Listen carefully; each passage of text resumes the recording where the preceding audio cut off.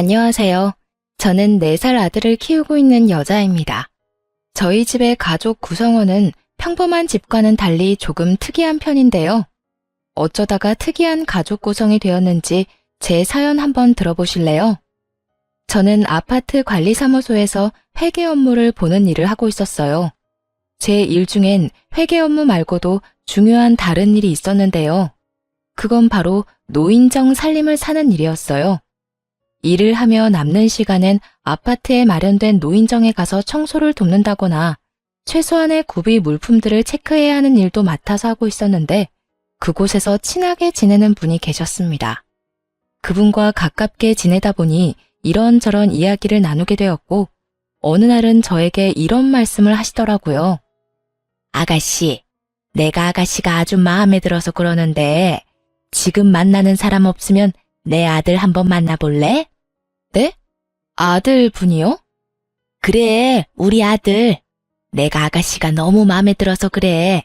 아무리 생각해도 남한테 주기엔 너무 아까워서 그러니까 한번 만나나 봐. 한번 만나보고 영 아니다 싶으면 다신 보지 않아도 되니까. 당시 남자친구가 없었던 저는 그냥 한번 만나나 보자 하는 마음에 남편을 만나게 되었어요. 그렇게 만난 남편은 생각보다 괜찮았고 시모의 응원을 받으며 연애를 시작하게 되었죠. 연애 시절의 남편은 배려심이 깊은 사람으로 보였고 생활력도 강해 보이더라고요. 무엇보다 나를 많이 사랑해주는 모습에 결국 결혼까지 하게 되었습니다. 남편을 만나게 해준 사람이 다름 아닌 시모였던 터라 시모는 저에게 정말 잘해주셨어요. 엄마, 무언가 크게 착각하고 있나 본데 친딸은 나라고 나. 언니가 아니고 나라고요. 아유 정말 누가 친딸인 줄 모르겠다니까. 신우이가 이런 말을 할 정도니 말 다 한 거 아닐까요? 이렇듯 많은 사랑을 받는 만큼 저 역시 시모를 잘 모시며 지냈어요. 시모와 제 사이가 좋다고 신우이가 질투한 것도 아니었어요.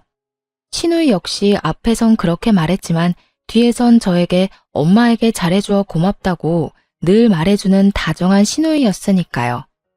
결혼을 하고 난 후에도 계속 일을 하고 있었기에 시모와 전 더욱 자주 긴 시간을 함께 보내곤 했습니다. 그래서 그런지 서로 간의 정이 더 깊어졌고요.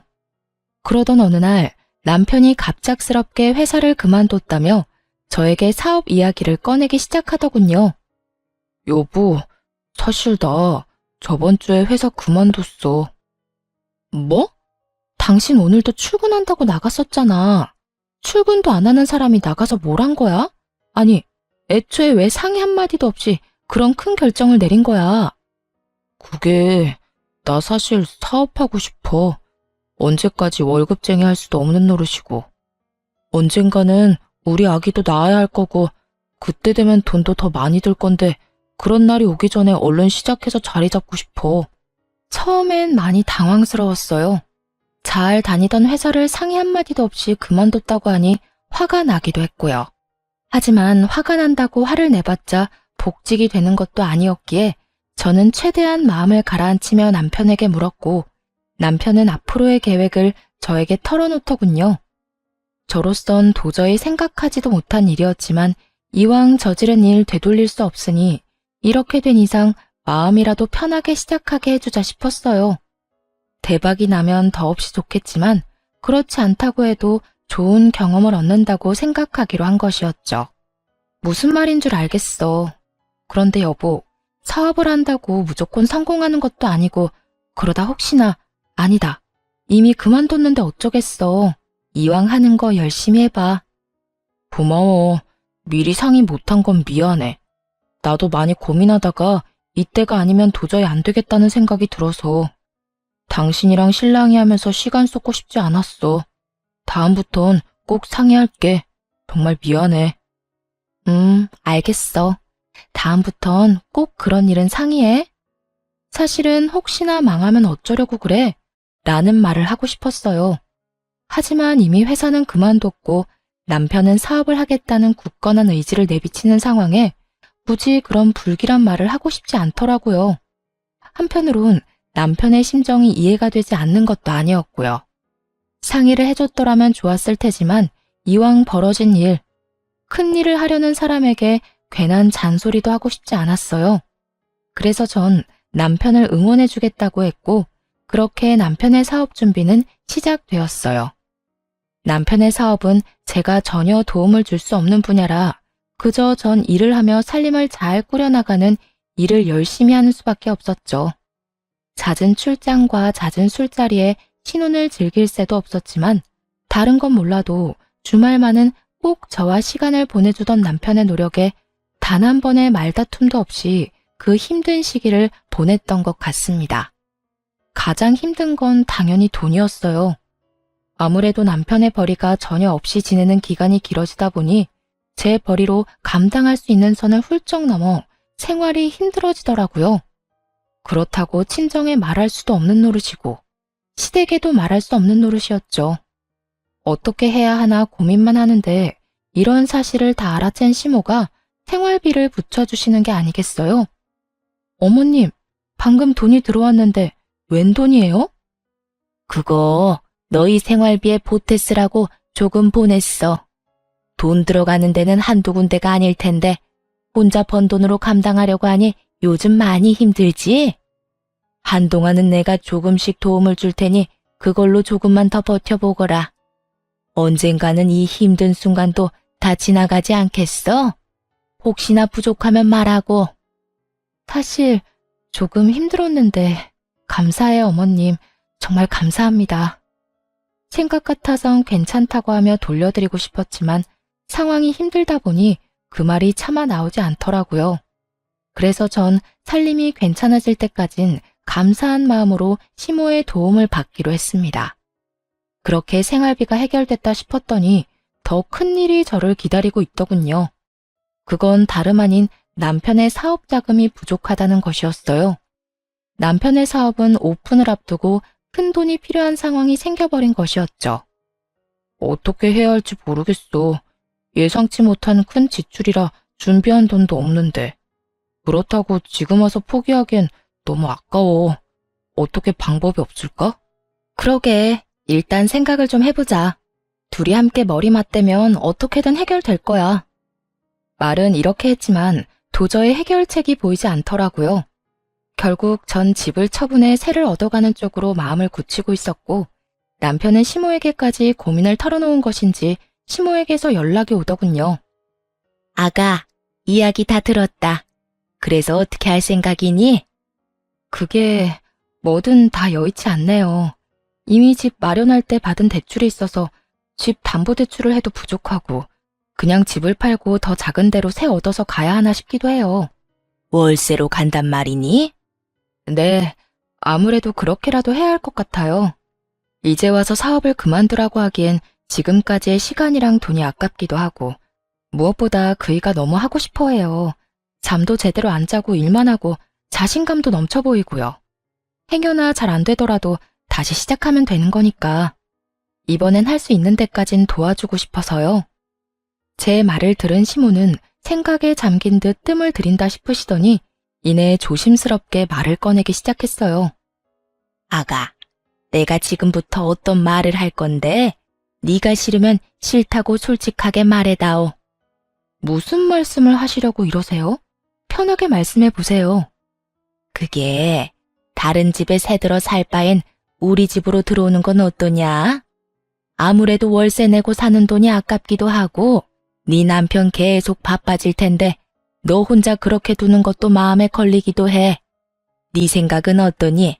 많이 불편할 것 같니? 감사하더라고요. 그렇지 않아도 월세를 내는 것이 아깝기도 한 상황이었는데 먼저 나서 집으로 들어오라고 해주시니 참 감사하면서도 죄송했어요. 시모의 말에 저는 재빠르게 감사의 마음을 전하며 그렇게 하겠다고 했습니다. 아니요, 저는 너무 좋아요. 어머님, 너무 감사해요. 저희가 들어가면 불편한 점이 한둘이 아닐 텐데 괜찮으실까요? 그럼 괜찮고 말고.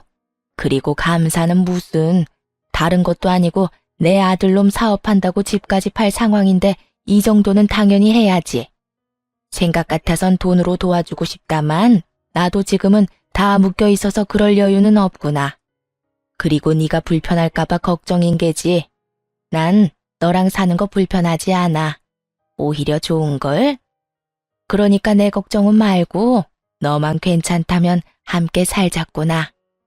그리하여 저흰 집을 처분하고 시댁으로 들어가게 되었고 시모 역시 가지고 있던 자금 조금을 남편에게 주게 되었죠.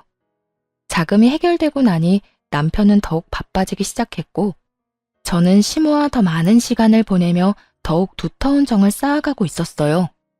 그렇게 3년이란 시간이 지났고 그 사이 남편의 사업은 자리를 잡게 되었습니다. 사업이 안정되니 그만큼 벌이도 좋아졌고 생활비를 넉넉하게 주니 여유로운 생활이 가능해졌죠. 그런 상황에서도 분가는 생각하지도 않았었는데 그 이유는 무엇보다 시모와 지내는 시간이 너무 좋았기 때문이었어요. 평일엔 바쁜 남편을 대신해 시모와 데이트를 하기도 했고 주말엔 세 사람이 외식을 하는 그 시간이 너무 행복하더라고요. 그래서 전 분가는 생각지도 않고 지내게 되었고 행복하게 지내던 어느 날 임신 사실을 알게 되었습니다. 어머님, 저 임신했어요. 오늘 병원 다녀왔는데 6주 됐다고 하더라고요. 뭐? 그게 사실이야? 고생했다, 고생했어. 그래서 요즘 계속 피곤해 보였나 보다. 그런데 혼자 병원에 다녀온 게야? 같이 가자고 했어야지. 왜 혼자 간 거야? 혹시나 아니라고 하면 어머님 너무 실망하실까 봐요. 이럴 줄 알았으면 같이 갈 것 그랬나 봐요. 심장 소리 듣는데 남편보다 어머님 생각이 더 많이 나는 거 있죠? 어머, 심장 소리도 들었니? 다음엔 나도 꼭 데리고 가주렴.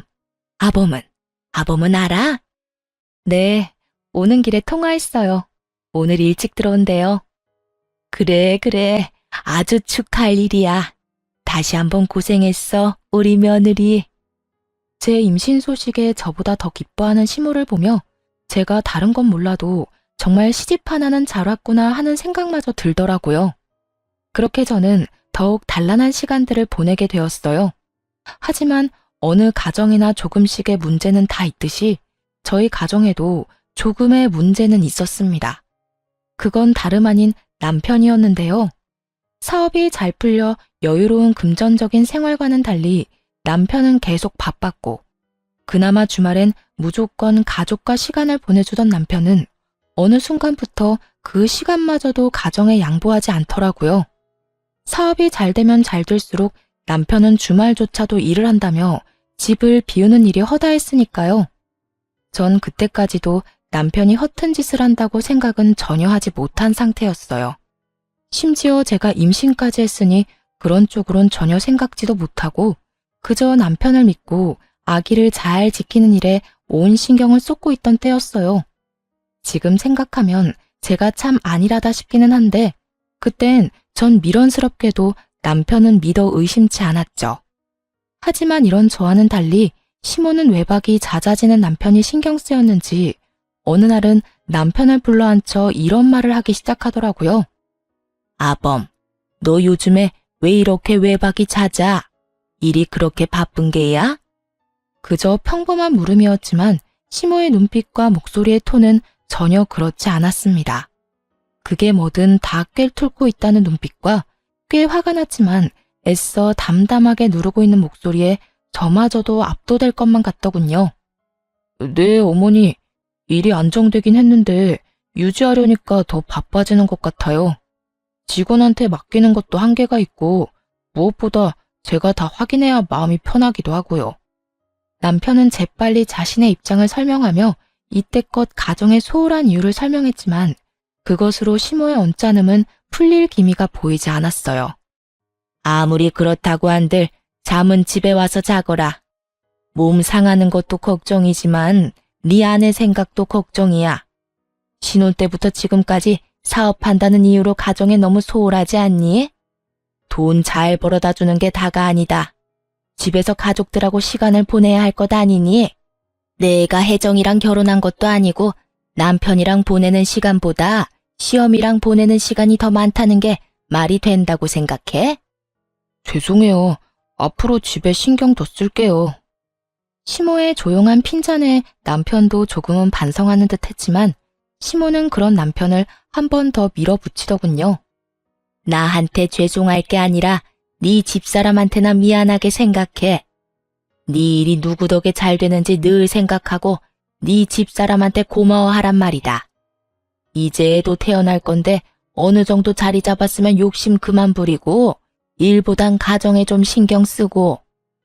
네, 어머니. 여보, 미안해.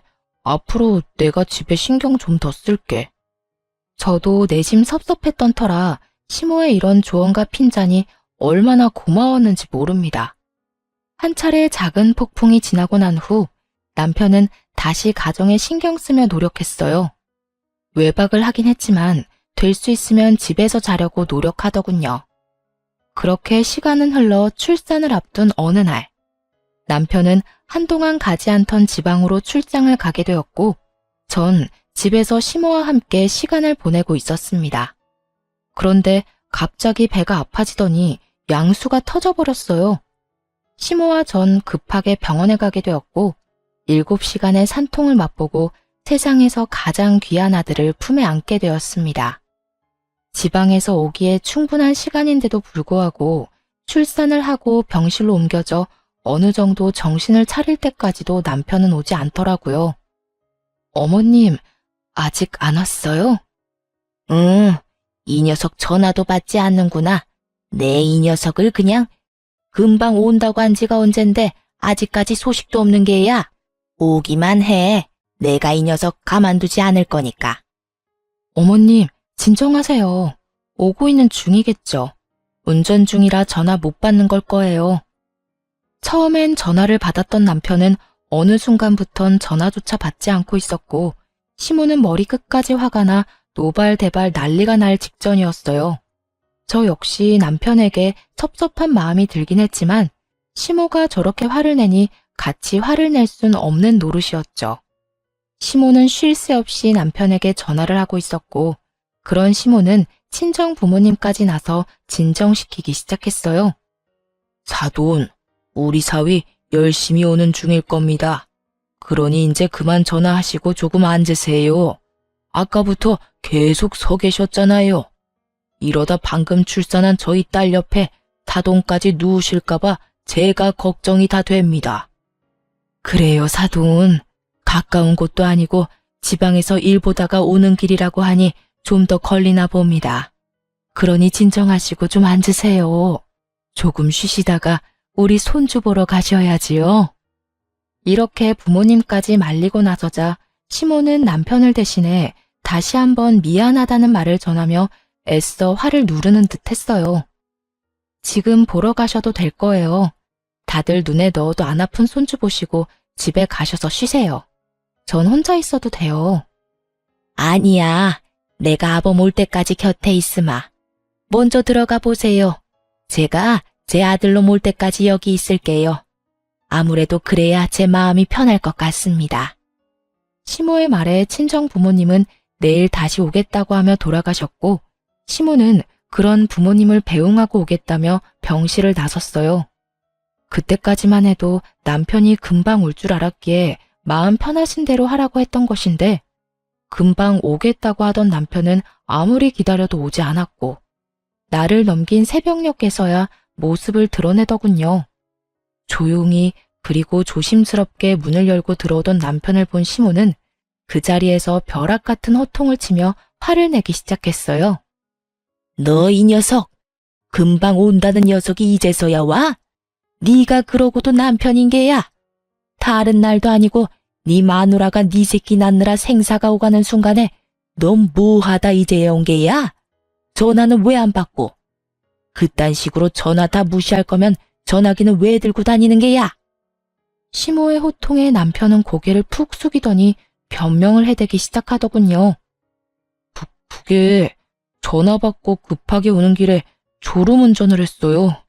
그동안 피로가 쌓이긴 했는지 마음은 급해 죽겠는데 그 와중에 살짝 존 모양이더라고요. 전 그냥 눈만 감았다 떴는데 앞에 화물차가 서 있는 걸 보고 이대로는 안 되겠다 싶어서 쉼터에서 잠시 눈만 붙이고 출발한다는 게 이렇게 늦었어요. 죄송해요. 미안해 여보. 내가 참 너무 미안하다.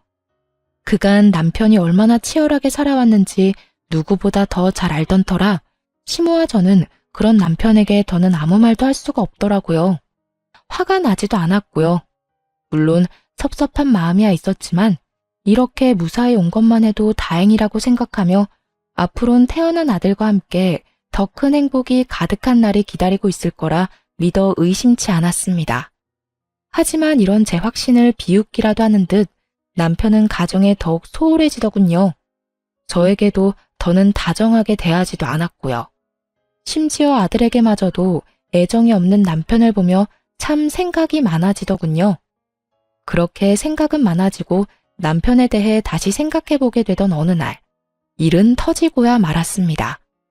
그날도 아기가 있는 집은 다들 그렇듯 아들의 울음소리로 시끄러웠고 전 그런 아들을 달래며 불편한 것이 무엇인지 찾고 있었어요.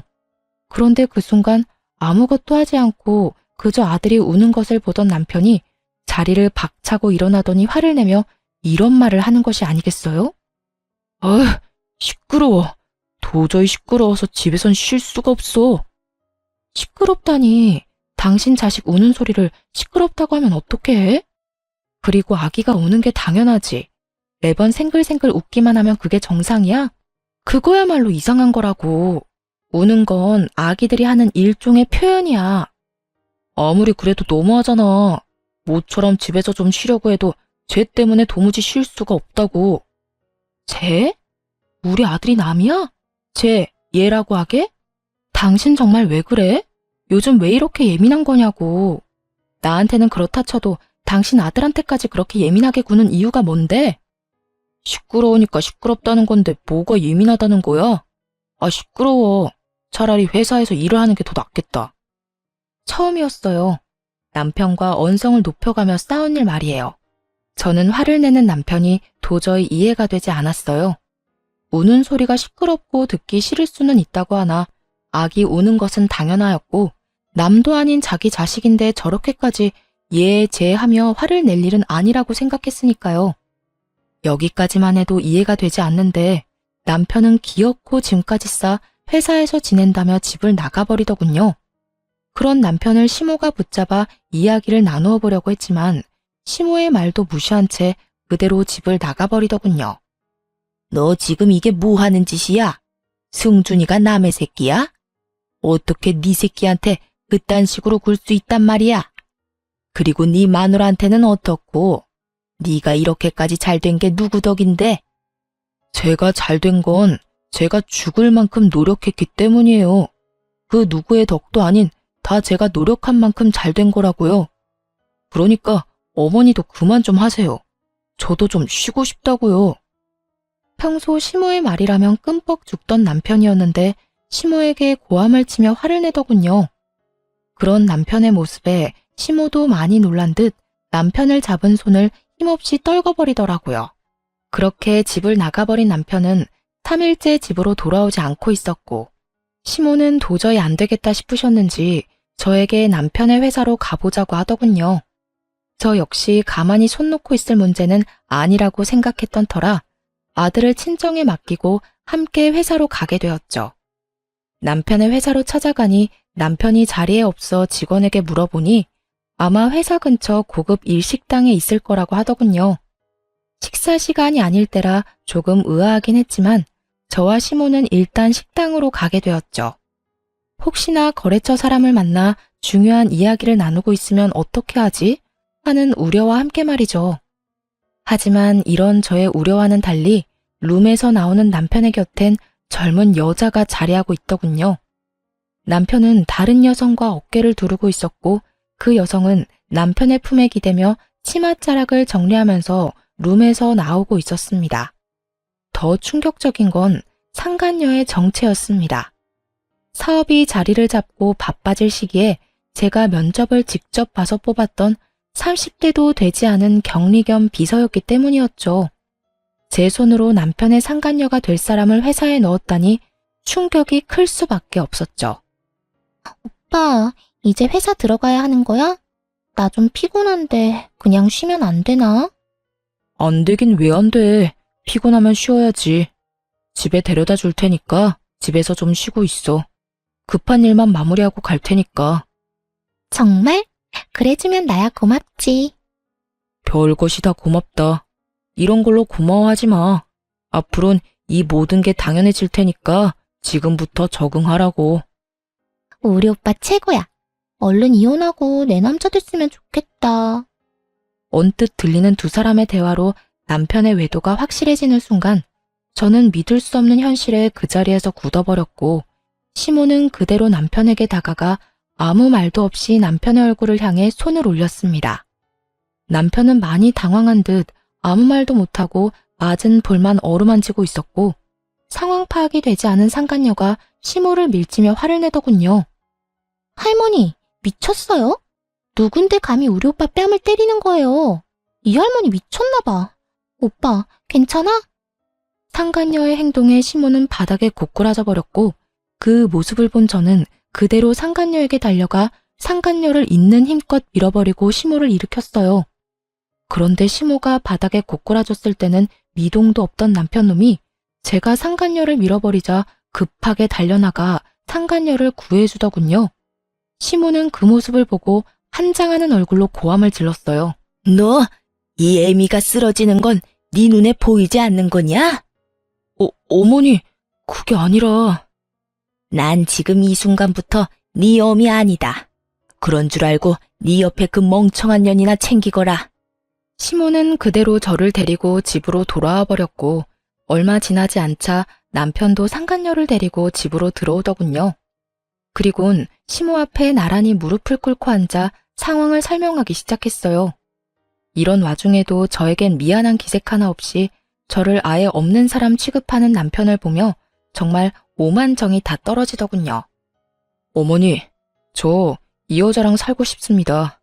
더는 집사람이랑 사는 것도 싫고 사랑하지도 않아요. 사랑하지도 않는 사람이랑 계속 살아서 뭐 하겠어요? 서로 상처만 될 뿐이지. 그러니까 저 이 사람이랑 살게 해주세요. 너 지금 그걸 말이라고 짓거리는 게야? 너 승준이 아빠다. 승준이 아직 돌도 안 지났어. 그런데 이혼을 하고 싶어? 다른 여자랑 살고 싶다고? 가만. 그러면 너 혹시 승준이 태어나던 날도 저 년이랑 있다가 늦은 게야? 네. 맞아요. 제 핏줄이 태어나는 순간보다 이 여자랑 있는 순간이 더 소중하고 좋아서 같이 있다 보니 늦었어요. 사실은 가고 싶지도 않았다고요. 실수로 아차하는 순간에 가진 악이 무슨 애정이 있겠어요? 저요, 승준이 가지고 싶지도 않았다고요. 어머니는 어떨지 몰라도 저한텐 승준이는요, 제 이혼의 발목을 잡은 짐덩어리일 뿐이에요. 설마 했는데 그 설마가 사람을 잡더라고요. 제 아들을 짐덩이라 하는 남편놈은 제가 출산을 하는 그 순간에도 상간녀와 함께 지방이 아닌 서울에 있었고 연락을 받고도 상간녀와 함께 더러운 시간을 보내느라 오지 않았던 것이었어요.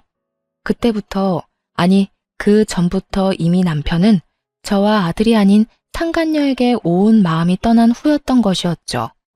제 핏줄을 짐덩어리라고 칭하는 남편을 보며 시모는 분노에 담은 큰 웃음을 터뜨렸고 남편은 아랑곳하지 않고 단호하게 저와의 이혼을 말하기 시작했어요. 짐덩어리? 그게 네 진심인 거야? 정녕 네 아들을, 세상에서 하나뿐인 네 아들을 짐덩이라고 생각하는 거냐고 묻고 있어. 네, 어머니. 저한텐 하나뿐인 아들도 그저 짐덩이일 뿐이에요. 그만큼 이 여자 사랑한다고요. 그러니까 어머니도 집사람이랑 승준이한테 정 그만 주시고 이 여자 좀 받아주세요. 남편은 흔들림 없는 눈빛으로 시모를 바라보고 있었고 시모 역시 남편을 냉정하게 바라보고 있더군요. 그런 두 사람의 모습을 보던 상간녀는 감히 본인이 끼어도 되는 자리라 생각했는지 시모에게 애원을 하기 시작했고요. 어머님, 아까는 죄송했어요. 오빠 어머니인 줄 모르고 왜 이상한 사람이 와서 행패를 부린다고 생각했어요. 어디 다치신 곳은 없으시죠? 상간녀의 물음에 시모는 대답 대신 매서운 눈빛으로 노려봤고 상간녀는 시모의 눈을 피하지도 않고 말을 이어나가더군요. 저 마냥 예쁘게 보이지 않는다는 거 잘 알아요. 그런데 저 진짜 오빠 사랑하거든요. 그러니까 저 좀 받아주시면 안 될까요? 제가 어머니 정말 잘 모시고 아기도 빨리 가져서 손주 빨리 안겨드릴게요. 저 가정교육도 잘 받아서 음식도 잘하고요. 내조도 저 여자보다 잘할 자신 있어요. 아, 참나. 가정교육을 잘 받았다는 년이 남의 남편이랑 이딴 짓을 저질러? 도대체 어떤 가정교육을 받으면 외도나 저지르면서 조강지쳐 쫓아낼 생각을 한다니 말이야? 어머님, 그 점은 저도 유감이긴 한데 그래도 너무 사랑하는 거 어떻게 하겠어요. 자식 이기는 부모 없다고 어머님이 이해해 주세요. 제가 잘할게요. 그 입 다물지 못해? 누가 네 어머님이야? 네가 여기서 말할 처지나 된다고 생각하고 말을 하는 게야? 이 자리가 어떤 자리인 줄 알고 감히 말을 섞으려 들어? 시모의 호통에 상간녀는 고개를 숙이며 입을 다물었고 시모는 거친 숨을 내쉬더니 저에게 물어왔습니다. 아가, 아니, 혜정아, 네 생각은 어떻니? 앞으로 어떻게 했으면 좋겠어? 전 이혼하려고요. 서로 저렇게 죽고 못 사는 사이라고 하는데 이혼하는 게 맞는 것 같아요. 승준이가 마음에 걸리기도 하지만 승준이를 짐덩어리라고 하는 사람을 계속 제 아들 아빠로 살게 하는 건 저 역시 소름 끼치게 싫어서요. 전 이미 정이 떨어질 대로 떨어진 상태였고 무엇보다 제 아들을 저딴 식으로 취급하는 남자와 더는 한 집에서 같은 공기를 쉰다는 것 자체가 구역질이 나는 지경이었습니다. 그래서 저 역시 이혼을 하겠다고 단호하게 말했고 제 말에 시모는 다 맞는다는 듯 고개를 끄덕이더군요. 내 생각도 같다. 저런 인간 같지도 않은 쓰레기를 귀한 승준이와 네 곁에 계속 두는 거 나도 싫다. 두 사람 이혼하거라. 대신 넌 앞으로 승준이 2번 다시 보지 않겠다는 각서 쓰거라. 아들에게 손톱만큼도 애정이 없던 남편은 시모의 말이 떨어지자마자 이게 웬 떡이냐는 표정으로 웃으며 각서를 쓰더군요. 자식 버리는 부모의 표정이 너무 티없이 밝아 참 어이가 없으면서도 허망하더군요. 저런 인간도 남편이라고, 아기 아빠라고 같이 살았으니 말이죠. 그렇게 전 비교적 빠르게 이혼을 하게 되었습니다. 재산 분할 위자료는 다 저에게 좋은 쪽으로 끝이 났고 상간녀에게도 위자료를 받았어요. 그것 역시 전 남편의 지갑에서 나온 돈이었겠지만요. 여러모로 저에게 유리한 이혼이었는데 이혼을 하고 나니 저에겐 더 큰 재산이 기다리고 있더라고요. 이거 바꿔라.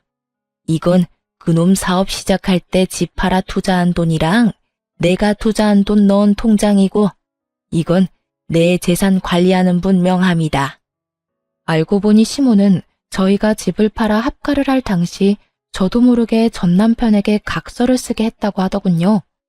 시모나 제가 원할 시엔 시모가 투자한 돈을 비롯해 집을 팔아 투자한 사업 자금을 다시 반환한다는 각서 말이죠. 아파트를 팔아 투자한 돈은 반환 시점의 시세에 맞춰 반환하되 시세가 투자할 시점보다 낮을 시엔 투자금만 반환한다는 내용도 넣었다고 하셨고요. 어떻게 되든 제가 손해보는 일은 없도록 하신 것이었죠. 시모는 저의 이혼이 마무리될 때쯤 변호사까지 선임해 그 돈을 다 받아왔다고 하더라고요. 어머님, 돈은 알겠는데 명함은 왜 주시는 거예요? 내 남은 재산 다 너한테 넘기려고 한다. 내가 하려고 하니 너무 복잡하기도 하고 네가 나서서 작성해야 하는 서류도 많다고 하니 네가 직접 만나서 정리 좀 해. 아무래도 늙은 나보다 젊은 네가 나서면 더 빨리 일 처리가 되지 않겠어? 통장에 찍힌 금액만 해도 놀라운데 시모의 재산까지 준다고 하니 멍하더라고요. 단 한 번도 생각해 본 적 없는 금액이었으니까요. 전 가까스로 정신을 차리고 시모에게 언제부터 이런 계획을 세운 것인지 물어봤어요. 어머님, 언제 이런 걸 다 준비하셨어요? 진작 다 이렇게 하려고 했던 거였어. 투자금 회수는 그놈이 그딴 짓을 저질러서 다 뺏어온 거였지만 내 재산은 너하고 우리 딸한테 주려고 했었어. 그 시기를 앞당긴 것뿐이었지. 내가 늘 말했지? 너도 내 딸이라고. 내 딸이 돌도 안 된 아들을 혼자 데리고 살아야 하는데 이 정도도 부족하단다. 아무리 그렇다고 한들 너무 가분한 금액이란 생각이 들더라고요. 받은 위자료도 있고 재산 분할도 잘 받았던 터라 더는 시모에게 손을 벌리고 싶지도 않았고요. 어머님, 아무리 그래도 이건 너무 많아요. 전 아파트 처분한 돈 중에 제 몫만 나눠받아도 충분해요. 나머진 어머님 노후자금 하세요. 전 제 몫을 뺀 나머지는 받지 않겠다고 했고, 시모는 한사코 제 손에 통장을 쥐어주시며 이렇게 말씀하시더군요. 노후자금은 따로 마련해 놨어. 그러니까 그냥 다 바꿔라. 이혼하기 전에 다 넘겨주면 그놈이 또 이혼 안 한다고 난리 부릴까봐 지금에서야 준단다. 투자금 회수한 것도 내가 다시 돌려줄 거라고 믿어 의심치 않던 눈치던데 어림도 없는 소리지. 그 사람이 가만히 있지 않을 텐데요. 이 사실을 다 알게 되면 분명 어머님 찾아가서 난리를 부릴 거예요. 난리를 부리고도 남을 사람이었죠. 여자 때문에 조강지쳐도 아들도 다 버린 놈인데 그 큰돈 앞에선 어떻게 변해버릴지는 아무도 모르는 일이니까요. 시모는 이런 제 우려는 걱정도 하지 말라는 듯 살짝 미소를 지으며 저에게 이렇게 말했습니다. 그런 걱정은 하지도 마라. 집도 내놨어. 아예 찾아오지도 못하게 그놈 모르는 곳으로 이사할 거다. 그러니 너도 다신 찾아오지도 못하게 멀리 이사하거라. 그리고 그 돈은 꼭 받아. 내가 훗날 필요하면 말할 테니 그때나 용돈이나 좀 주려무나. 내가 가지고 있으면 다 그놈 몫이 될 건데 나는 그 꼴 못 본다. 알겠지? 그래도 어머님, 너무 많아요. 살아봐라. 이 돈이 많은지 내 재산이 많은지. 사람 앞일 모르는 거라고 언제 어디서 큰 돈이 필요할 줄 누가 알겠어. 그러니 살 날 많이 남은 넌 잔말 말고 받아. 이렇게까지 하는데 어쩔 도리가 없더라고요. 잘 가지고 있다 훗날 필요하실 때 다시 돌려드리면 되겠다 하는 생각이 들기도 했고요. 어찌되었든 전 시모와 연을 끊지 않고 가깝게 지낼 계획이었거든요. 결국 전 돈을 비롯해 나머지 재산도 정리해 넘겨받게 되었습니다. 그 후 모든 사실을 안 전 남편이 제가 잠시 친정에 머물고 있다는 사실을 알고 친정으로 와 울고불고 하며 매달리기 시작하더군요. 여보, 나 많이 원망했지? 내가 미안해.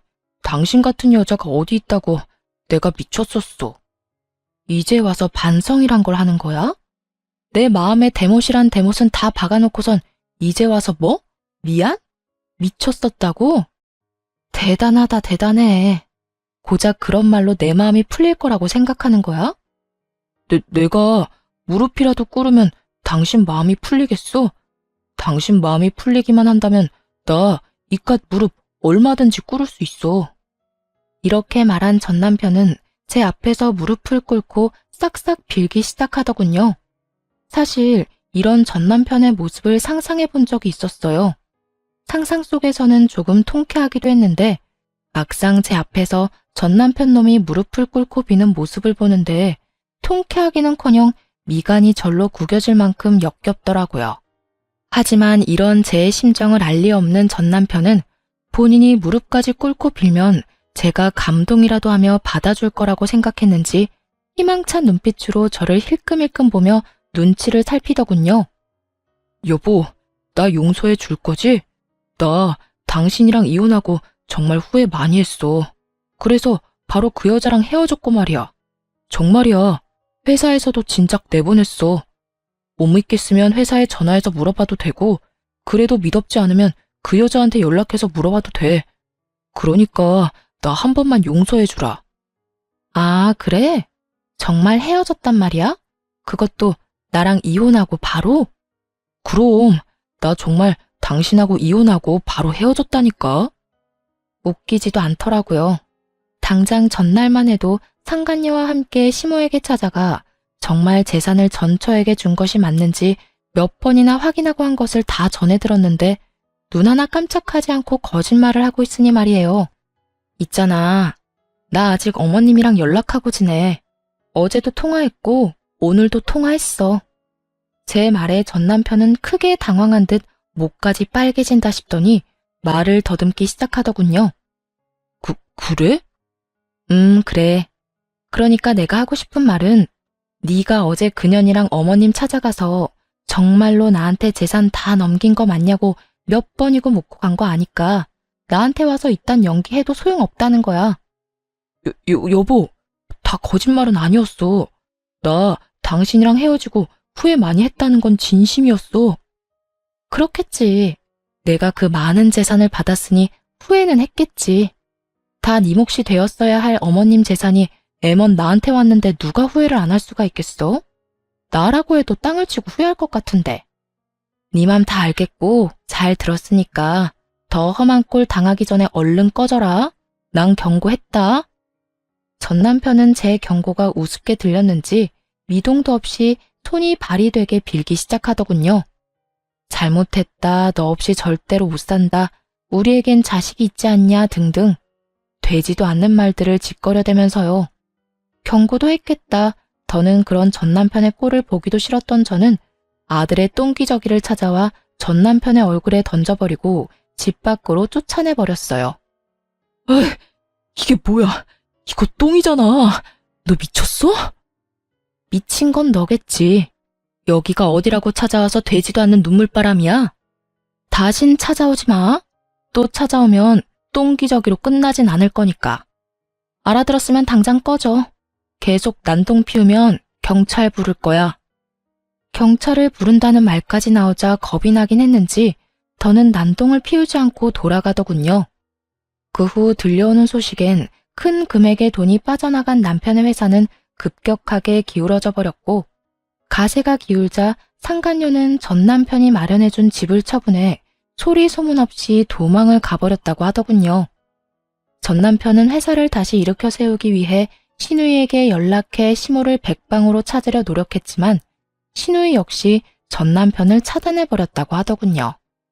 모든 태풍이 지나가고 지금의 저는 누구보다 잘 살고 있습니다. 시모와는 가깝게 살고 지내다 신우이가 먼 곳으로 시집을 가는 바람에 친정에서 가까운 곳으로 집을 얻어 시모와 함께 살고 있어요. 처음 제가 시모에게 함께 살자고 했을 때 시모는 한사코 안 된다며 거부를 하셨었어요. 어머님, 이제 저랑 승준이랑 같이 살아요. 혼자 승준이 키우기 너무 힘들어서 어머님 도움이 절실하다고요. 그건 안 되는 일이다.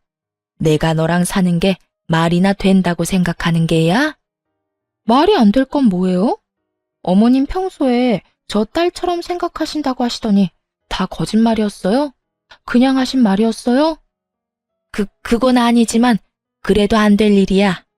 너 나랑 같이 살면 새 출발은 꿈도 못 꾸게 될 거다. 아직 나이도 젊은데 새 출발해야 할 거 아니야. 어머님, 이렇게 생각해보세요. 제가 새 출발을 하려면 밖에 나가서 일도 하고 사람도 많이 만나고 해야 할 텐데 그러면 승준이는 누가 봐주나요? 전 친정 부모님들 못 믿어요. 죄송한 말이긴 하지만 친정 부모님보단 어머님이 더 신뢰가 간다고요. 승준이도 어머님을 더 좋아하기도 하고요. 그러니까 그렇게 바라시는 제 새 출발을 위해서라도 함께 살아주세요. 네? 제 말에 시모는 눈물까지 글썽이며 제 손을 잡아주시더라고요. 그러면서 이렇게 말씀하셨어요.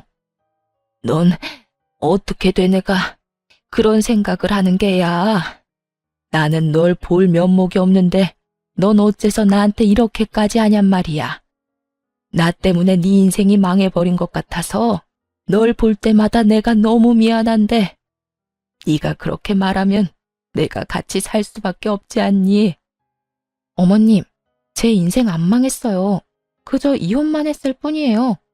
그까짓 이혼이 뭐라고 제 인생을 감히 망치겠어요? 그리고요, 이혼은 했지만 엄마 같은 어머님도 제 곁에 계시게 됐고 무엇보다 우리 승준이를 얻게 되었잖아요. 그거면 됐어요, 전. 그러니까 저랑 같이 살아주세요. 제가 정말 마음이 편치 않아서 그래요. 고맙다, 고마워. 아니에요. 제가 더 감사해요.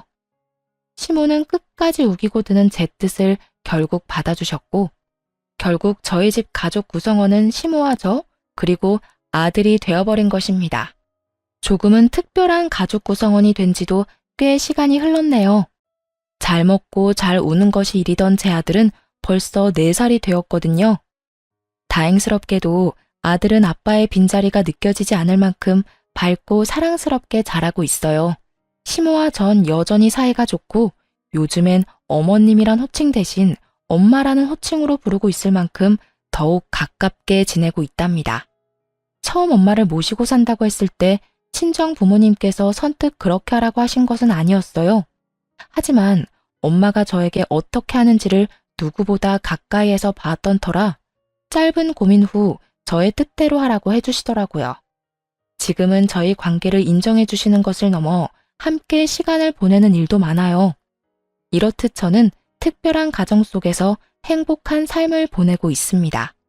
앞으로도 저는 특별한 인연으로 생긴 엄마와 함께 아들을 잘 키우며 행복하게 살아가 보려고요. 제 사연은 여기서 끝이 났습니다. 긴 저의 과거 이야기를 들어주신 모든 분 감사드립니다.